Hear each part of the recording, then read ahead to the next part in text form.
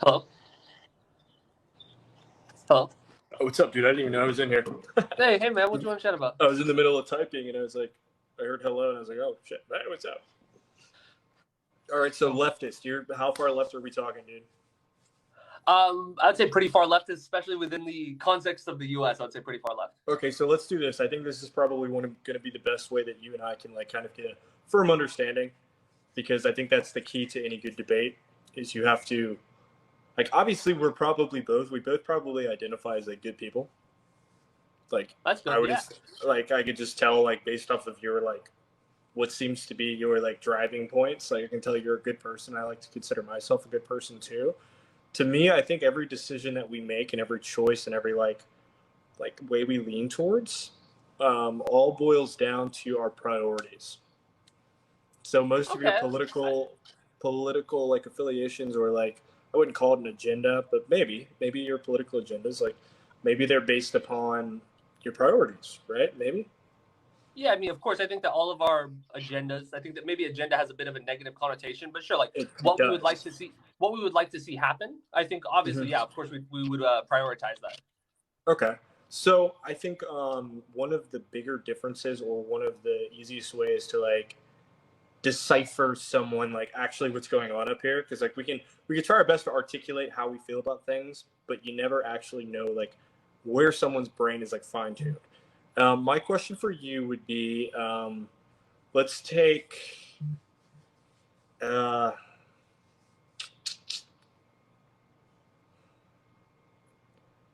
freedom of choice.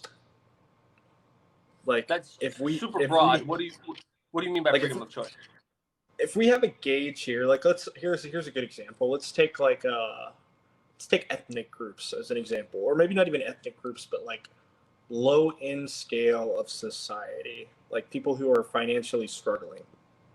Okay, so people that are poor. But you could categorize it as poor, but then we'd have to really get an understanding of the word poor to both be on the same page there. So I'm gonna just use an example. Let's take John, who unfortunately got a few bad his life didn't turn out the way he wanted it to. He didn't have the best of parents, and unfortunately he doesn't have the highest of IQs either, and he's now kind of stuck in this system. Okay, I would just say I don't think personally I don't put a whole lot of weight in IQ necessarily. I don't think it's the best measurement. Okay. Well, have you looked at studies that correlate IQ to success rates? I think that's. You had the key word there is correlate. I mean, first of all, you have to talk about what kind of intelligence you're trying to measure for, because I think there's a variety of different intelligence that IQ tests don't always pick up on. And then two, I think that there's just so much. I mean, people want to attribute often this innate quality to IQ that I don't think is actually there, and so much of it just has to do with environmental factors. Well, unfortunately, right now, one of the only studies we can take to determine someone's intelligence quotient is an IQ test. And but I don't think it's relevant, is what I'm saying. I mean, we can just you can go on with your thought experiment. I was just throwing out there I don't think IQ is really a relevant metric to look at. I respect it. I'm just going off of studies I've seen in the past that show the correlation between it. So, but I get what you mean, because really all it is just seeing patterns. And someone can have a super low IQ, but be really good at other things. So I see what you're getting at. But also, all the studies show that lower IQ rates lead to earlier deaths, people with shorter lifespans, etc. You're still getting to correlation with that. The causal link just isn't there. Okay. IQ, I mean, they're outdated. They're often biased. They're just not really a relevant thing to be looking at. With studies, isn't the whole point of them to find correlation? Well, no, actually, I mean, because correlation, it's the age-old saying, correlation doesn't mean causation. The goal with studies is to try and find causation, causal links. Okay. So that's a good point. It's what's the old meme where it's every time a Mel Gibson movie comes out, there's more deaths in a swimming pool that year or something like that. I know what you mean. So let's use the word causation. That's cool. Causation opposed to correlation. So I don't think it's a causal link. That's my point. But let's go with your thought experiment though. So someone that's on the lower end. You balked at the word poverty before. So someone that's worse off in society. So what was the question? And they're worse off not because of their own choices, but they're worse off because of a bad hand they've been dealt. They've been born into a family where unfortunately they're nothing but a welfare check. At what point, like, because that's, to me, and I hate to keep kind of breaking this down into like more microstructural ways of thinking, but like, so like, to me, the only answer that seems like could fix a lot of these problems that a lot of these people are experiencing with it is what you have to do is you have to fix the number one problem. And I know you don't like the correlation and the causation thing, but like lack of fatherhood in homes right now is I mean, but a this is where it massive gets into the epidemic. correlation. Go ahead. What's the Yeah, go biggest ahead. thing about single parent households? Like, what's the biggest relevant factor in that? Is that when there's only one income, and so that is going to be when you're talking about a single parent household, you're talking about a substantially lower on the economic scale. This is true almost across the board. Okay, so we can take it from an economical aspect if that's what you're trying to go with. But I more so meant like, so I don't know how educated you are in like psychological development or anything like that. Or have you ever heard of what's his name? Jordan Peterson? I'm sure you've listened to Jordan Peterson if you like to debate I and don't stuff put very like much that. stock in what Jordan Peterson says, but like I'm familiar with him. Well, he's interesting. Some of the points he makes, like even like far left leaning people can like definitely agree with. But one of the things that he really like stands on and like it makes a lot of sense. But yes, the economical thing you're referring to is very real. That is a very real thing. But also, like psychologically, when you're building or pouring that concrete to like set your foundation, people need the fatherly love and the motherly love. I mean, From you what can say that. I studies mean, have obviously, said. when people have people in their life that like care about them, that's important. Yeah. But I'm just saying, like, when you adjust for income, the discrepancy that you see with like single parent households nearly vanishes. Like, I mean, Really? this is just when you have like a single parent household, but the income level is the same as like comparable two parent households, there's very little discrepancy. Okay, so if we take a two-parent, and this is just hypothetical, and I really don't mean to come off condescending. Like I have a sarcastic voice, and I apologize if it comes off that way. But like, let's take a two-parent home with a very low income, and then let's take a one-parent home with a very low income. With the two-parent home with a very low income, do you think that that child in place? And I don't know if you have any experience with parenting or anything like So that. I think that, but when you have the two, so it's the access to resources, like that's what it is. So, if, for example, if there's access to childcare, so if the Or like single parent Google. household, if they don't have someone that can watch their child and go to work and whatnot, that's going to have a negative impact. But so when you're saying like a two parent, I don't. So your point from this was like choices, like freedom of choice. I guess I'm curious because before you said how far left am I? I started there, and I was trying to build it up where we could both get on the same like foundational understanding of what we were referring to. But so what I'm getting at is these people have been dealt a bad hand.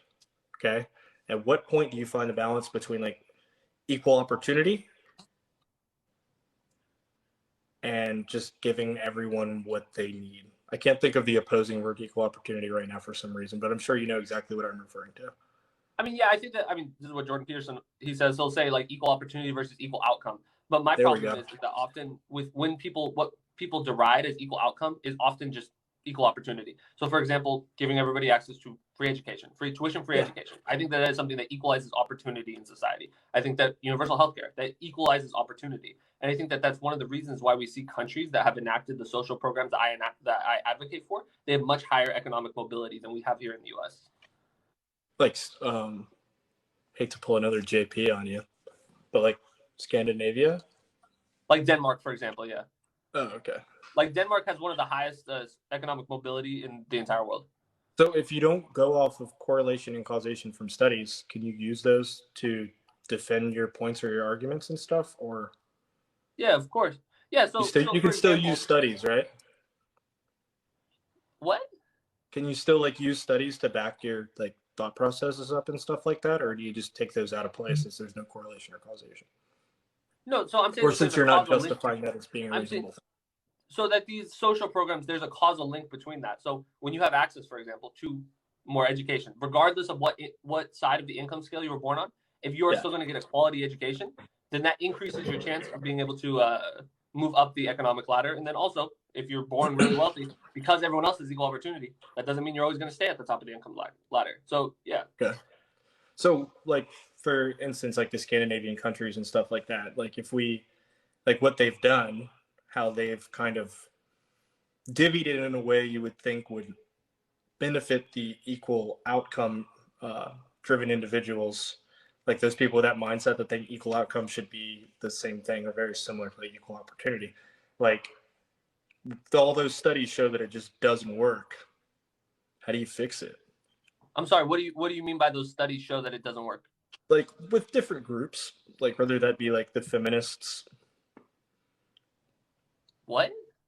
I'm sorry. Wait. Are you I'm familiar with the Scandinavian studies at all, or we're not talking about the same thing right now?